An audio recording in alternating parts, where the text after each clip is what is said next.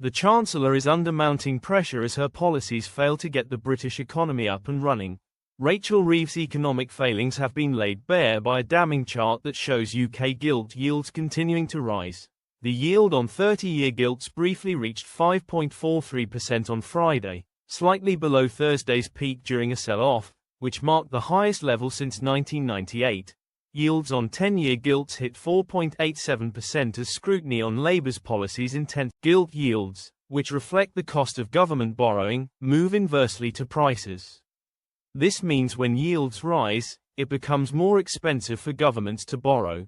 However, this rising cost of servicing government debt could narrow Labour's ability to fund improvements, like those of public services.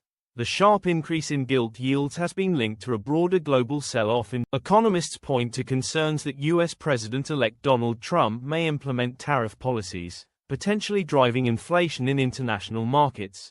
Meanwhile, fears of rising government borrowing and the looming risk of stagflation, a combination of high inflation and low economic growth, following the Chancellor's autumn budget, are also contributing to the market turbulence.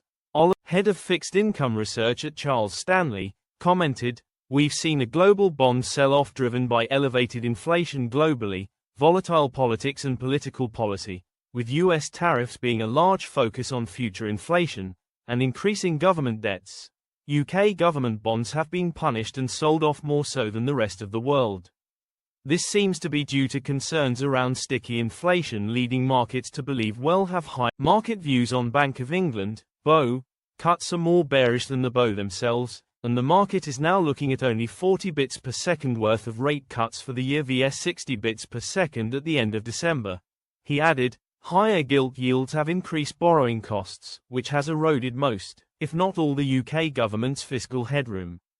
With poor growth numbers, the Labour government may be forced to reduce spending, increase taxes, or increase borrowing."